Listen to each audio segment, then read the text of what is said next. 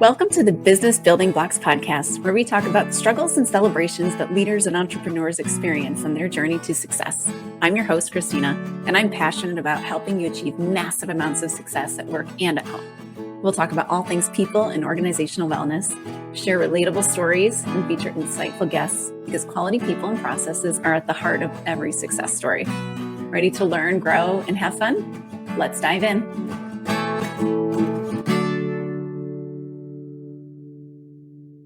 Hello, and welcome to the Business Building Blocks podcast. I'm your host, Kristina Schmitt. Something that I think I take for granted is the fact that I will say, quote unquote, grew up in manufacturing. My first role in manufacturing was working with the site continuous improvement leader and implementing change. So what I learned is I was learning a lot of what we call lean manufacturing and how to run Kaizen events. So this is one of those Japanese words because we always like to use Japanese words for everything in lean. But what that really means is it's Kai, K-A-I, which means change, and Zen, which is like you think about like home, and Zen, which is like good. So it's like good change. So it is a way to implement change so that buy-in is just a given. And that is what we want to look for, because so many times I hear leaders, I'm working with clients, and we start talking about something that needs to get standardized. And they're like, yeah, I've got to schedule some time so I can work on that. And I've got to work on this. I've got to sit and figure out what that's going to look like. And I've got to establish this process, or there's something going on here. And I have to look at it. And that I have to look at it thing is wonderful and bad all at the same time. As leaders, we are very responsible for everything. There are, with great power comes great responsibility. And we have a lot on our plates. We have a lot of responsibility for leading the culture, leading the business, figuring out where we're headed, solving problems, all of that stuff. But we need to make sure we understand the difference between responsible for and doing the thing, particularly when it comes to change. A lot of times when we first get started, or even, a lot of times, I know I fell into this as a new leader, even though I came up in this sort of Kaizen culture. But you feel like responsible for means it was your idea, you rolled it out, you did all the things, and boom, it's yours, right? Like we confuse that sometimes. And when we feel like everything is ours to do, this is when we get bogged down. This is when we don't have time to do anything. This is when we just get stuck in all the day-to-day. And this is when we struggle to get buy-in from the team. So I want you to think about the last time somebody told you to go do something different. Maybe listening to the podcast here, right? Usually I try to give you a process to go do, right? So you're doing it your way. But let's imagine that I came into your house and I said, well, you're going to start doing your dishes this way, cooking your meals this way, and doing your laundry this way. What are your first thoughts? You're probably going, what?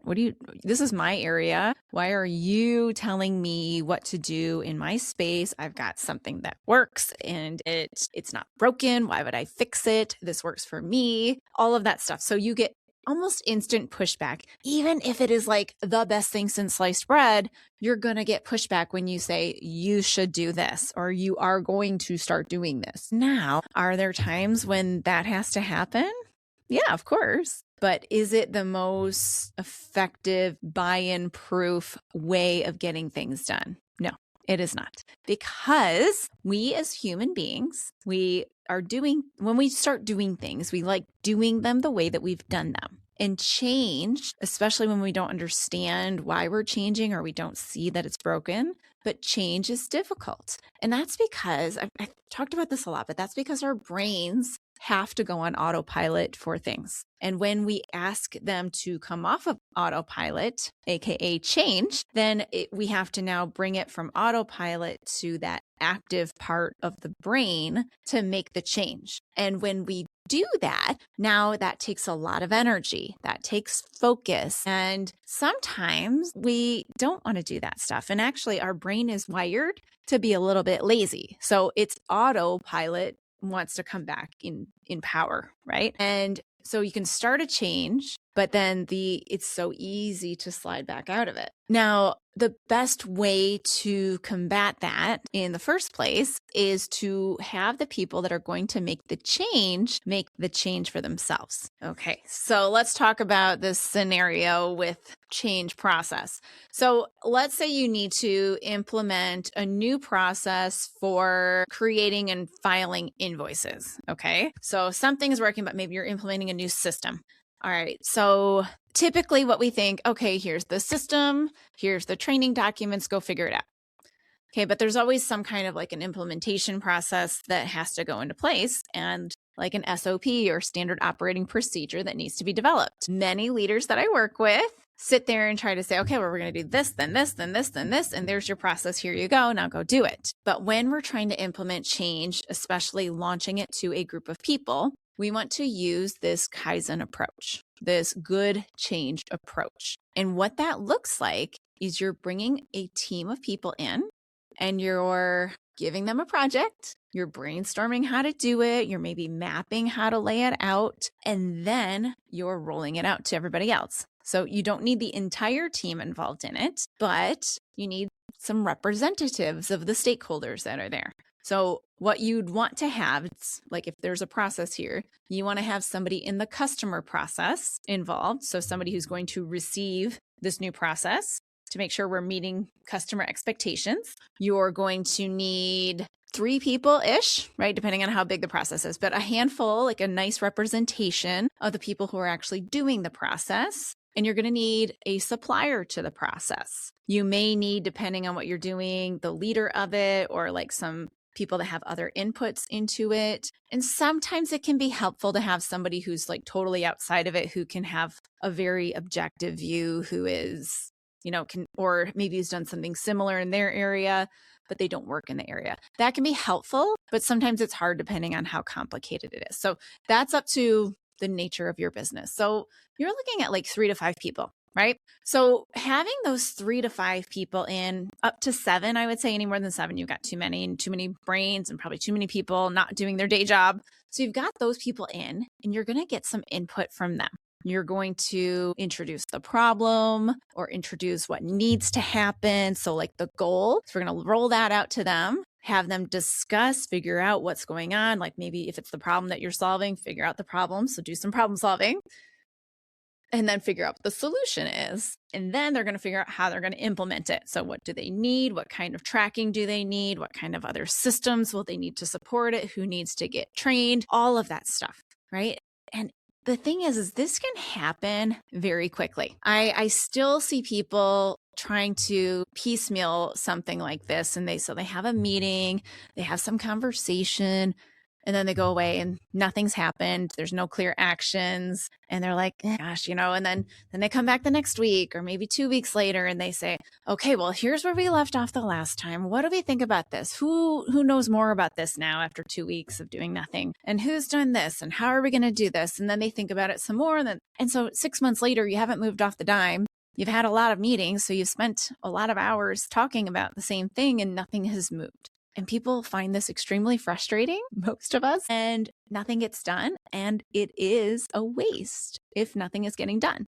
But what you can do is, using this Kaizen culture or Kaizen concept, bring people in for a couple of hours or a day, depending on what it is, right? It could be a 4-hour thing. It could be a 2-day thing. It could be, depends on what's the scope of this problem here, but bring them in together, give them the assignment, have them hash it all out that day and get the action plan. And if you can, get some stuff rolling, right? Just get it out there, get it done, and start working with the process as it is. Now you might, and you likely will have to have some kind of follow-up to do some other completion of actions or some training, or, maybe you've roughed in a system and you now need to finalize that system, or you rough it in and you trial it for 30 days or something like that, make sure it works.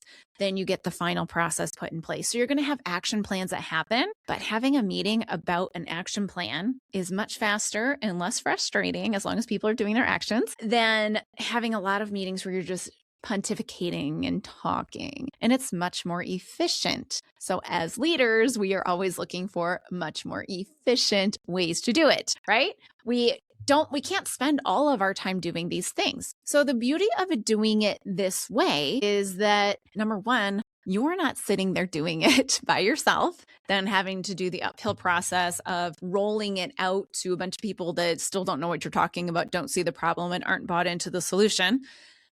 Number two, when you book a meeting with people, now you have to do the thing, right? It's very easy to say, okay, that's, I want to get to that, but it just didn't bubble up to the surface yet. Or I want to get to that, but you know what? All these other things are more important because, I've got a meeting with this person and this one needs me. And now this customer has just called us. And so rather than kicking it down the road and not even starting it for a long time and then having it sit there and maybe you're going to work on it, maybe you're not, right? Now you've got a meeting, you've got other people committed and you're like, okay, I guess we have to do it because it's in the calendar for 5 people. So we best go do it. Otherwise, it's going to mess up everybody's calendar.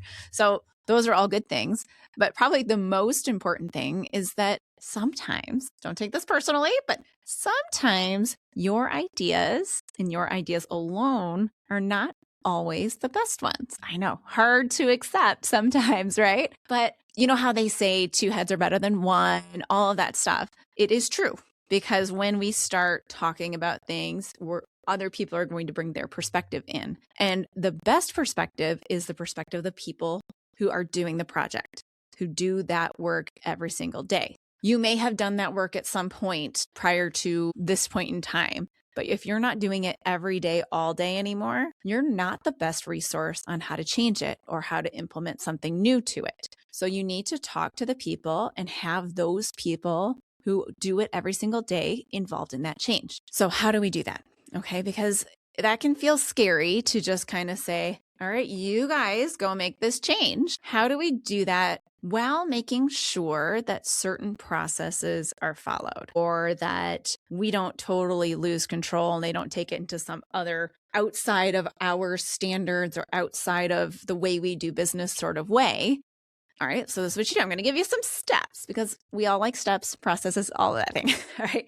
So the first thing you do is you very clearly define the scope of the project. So if it's a problem, you say, this is the problem that we need you to solve. Okay. And explain if there's any boundaries around it, like, start from here to here, ignore this, whatever that might be. So very clearly give them the scope. Now, I want to warn you, scope creep is real. It happens all the time. We start to throw in extra things. We try to solve something that's maybe not in the scope that might be a step 2, 3, or 4 down the road. So be very clear as to what the thing that they need to do is.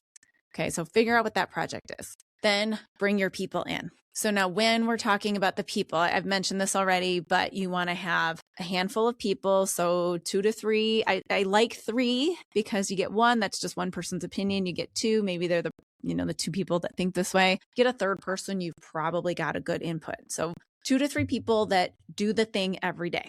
Right? If there's only one of them, there's only one of them, right? A customer person, so someone who's going to receive the thing. If it's an actual customer and it goes outside, maybe you have the salesperson or maybe you have a rep who's close to that customer, that kind of thing. You can bring an actual customer in though. That is a thing. You just have to understand that you have a good relationship with that customer.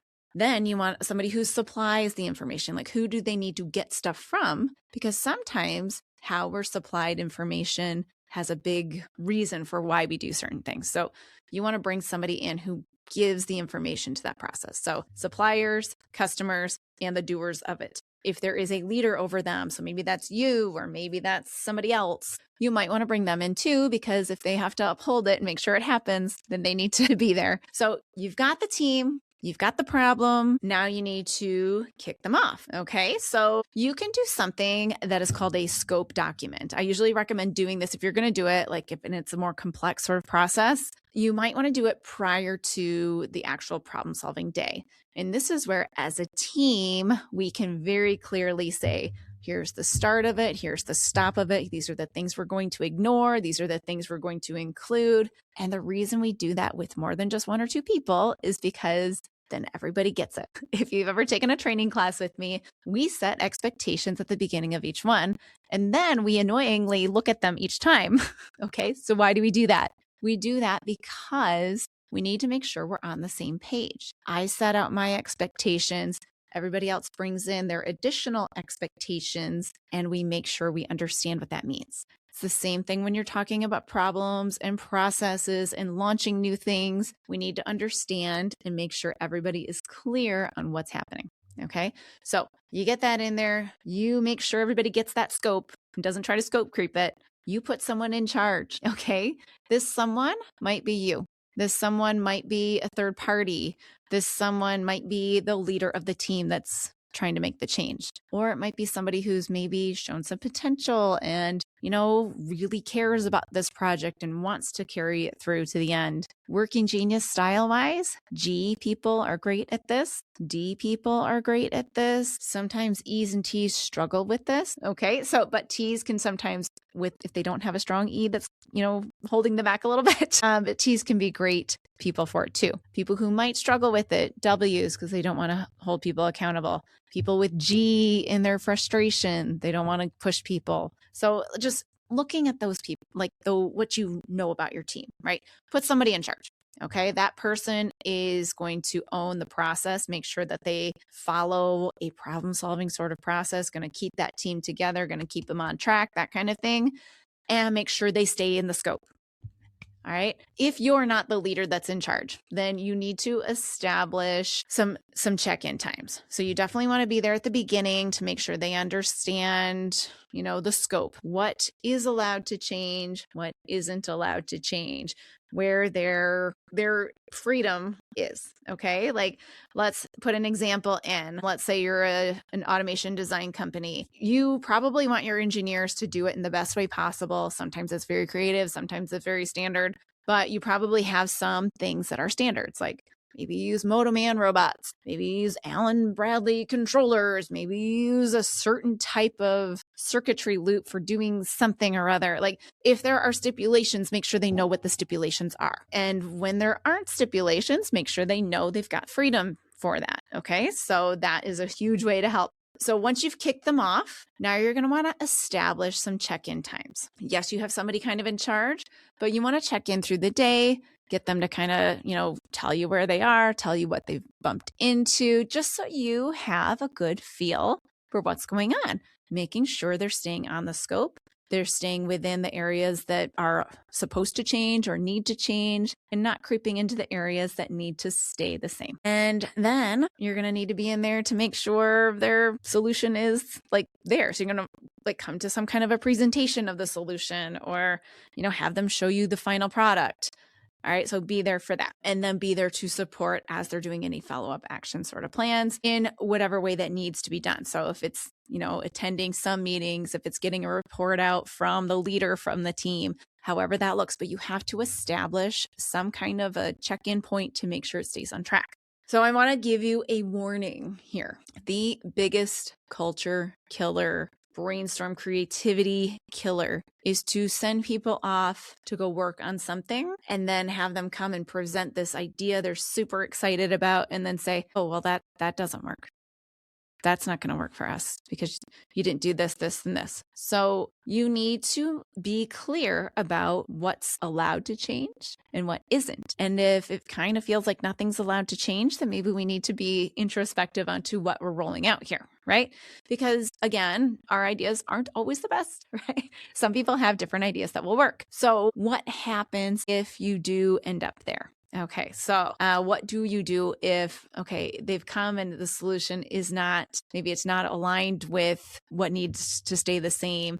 Maybe you don't think it will work, or maybe it won't work, or maybe it costs too much. Okay, so the first thing you want to do if this happens is understand how they came to this point, right? So, so I see you've done this. I know you've put a lot of time into it. Tell me about how you came to that conclusion. What problems did you run into? What solutions did you look at? So ask them some questions to get some understanding.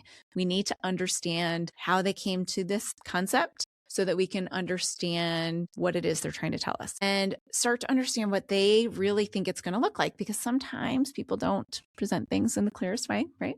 So we want to really understand what they're saying and how they think it's going to work and how they think it's going to go. So after you've asked those questions, if you still say, this is not the thing that this isn't going to work for whatever reason, you are the leader and you have that right. And that is okay. Just the way you get them to change is sometimes needs a little tweaking, right? So first we get that understanding. And then if you still believe it's not the right one, you have two options of your next step. So you can either, the first option is you're essentially telling them to go back to the drawing board and tweak something, change something, etc. So what you'd want to do is be very specific with them about what is working about what they've presented and what is not. So say, hey, this is great. However, this area here isn't, or this area here does not align with what we spoke about, or I don't understand how this is going to work, right?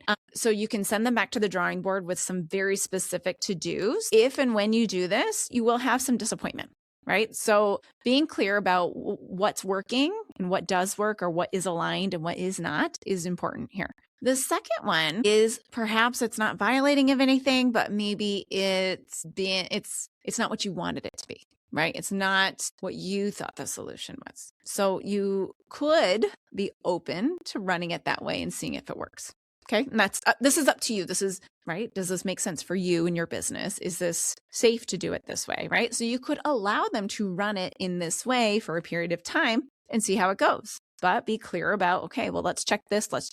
And that's just kind of great when we start something new. That's a great way to do it anyway. Either way, either option that you choose in this, you need to be very clear in your communication about what is good, what is not. And you need to see and understand what went wrong in the communication between what the project was, what the scope was, what the need to stay the same things were, and the okay to change things were, and understand where the streams crossed, right? Like what wasn't clearly understood and how do we make sure that doesn't happen in the future.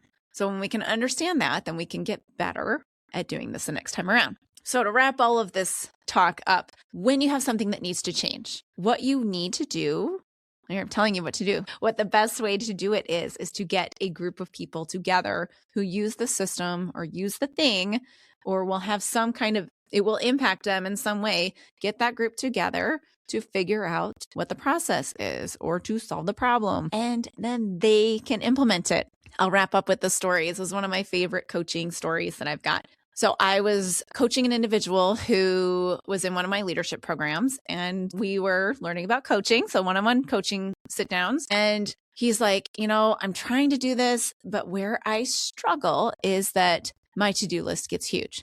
They have these ideas that they come in with, and they always want to do them, or they want to see them get done, but I don't have time to do all these things. And it's like, I just asked him a very simple question. I said, why does it always have to be you?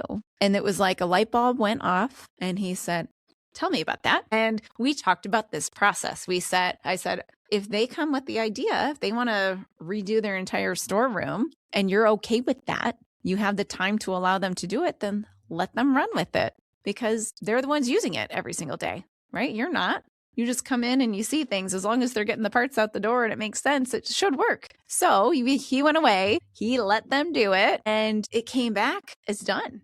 And he's like, well, it wasn't the way I would have done it, but it seems to be working, and they do it. So, and then I didn't have to do it. So it was awesome. So the change got done. It made the team happier because they got to do the idea they had, and it works. And he's not chasing people around because they came up with the idea of how to do it. So I love that story because it just brings all the things together, right? Like the empowering people to do their ideas and to implement it, that communication between the team as a whole and with the leader, and that letting things go a little bit, because sometimes it's very hard to let things go. And once we do, and we see that it's okay, it will all be fine, then our team gets better, our processes get better, and our business gets better. So if you enjoyed today's episode, like it, share it with a friend, leave a review, and subscribe, because that is how we can continue to learn, continue to get better, and continue to improve. And I will see you on the next episode of the Business Building Blocks podcast. Thanks for tuning in to the Business Building Blocks podcast. If you enjoyed this episode, make sure to subscribe so you don't miss what's next. If you found value in our conversation, please leave a quick review, like, or share. It helps us reach more amazing listeners like you. For more resources and insights, visit KristinaSchmitt.ca, where you can find tools and support to empower your leadership journey. Thanks again for listening, and we'll see you in the next episode.